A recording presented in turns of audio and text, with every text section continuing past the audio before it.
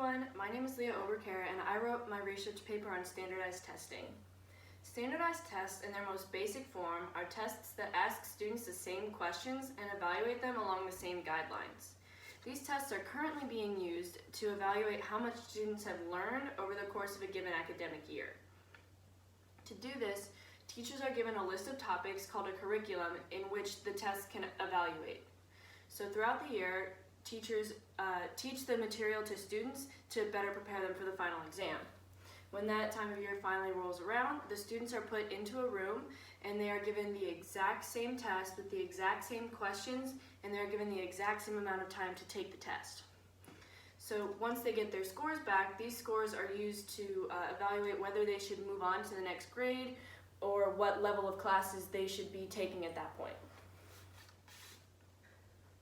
While these tests may seem like a good idea in theory, they do not translate well into practice. Humans are a very variable species.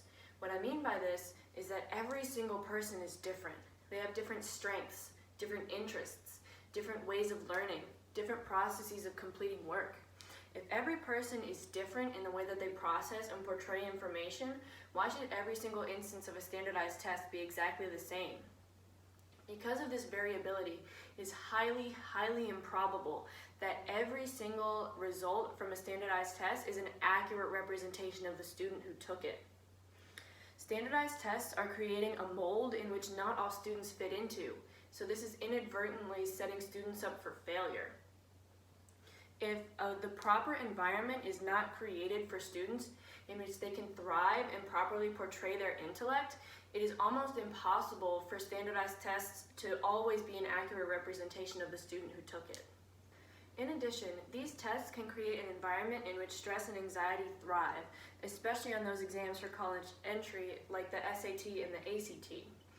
A difference in scores on these tests can be the difference between acceptance and rejection for a particular college, which is an incredible burden to be placing on students, especially those high achieving and looking to go to prestigious colleges.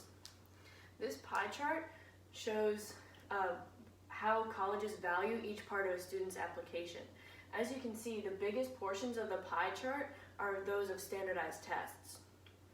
So this proves that standardized tests can really mean the difference between acceptance and rejection to a particular college.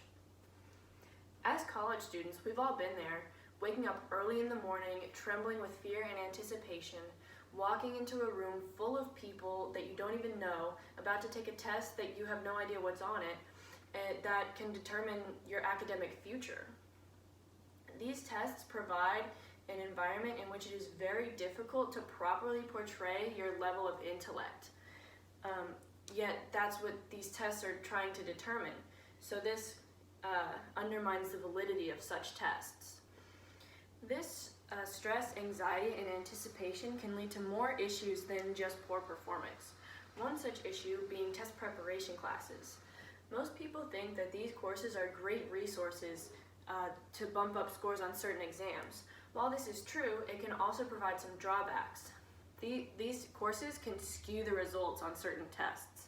So those who take these classes tend to score higher than they would without said classes. So to the people who were not able to take these classes, they will appear below average compared to the new skewed results.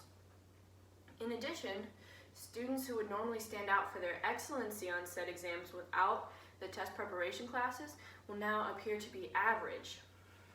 So this provides an unfair assessment because students are no longer being accurately evaluated to their peers.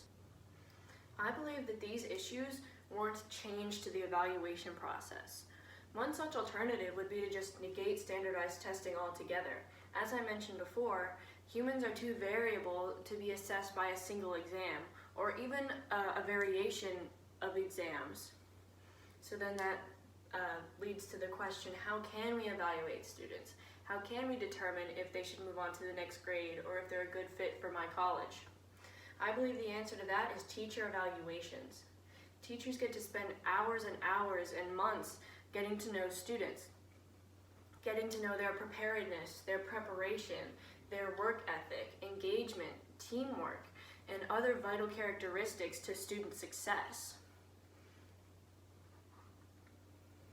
I believe that these evaluations are far better than intellect. I feel that character is far more important because who a person is and whether they're willing to do the work, whether they're willing to learn, is far more important than the intellect that they already have.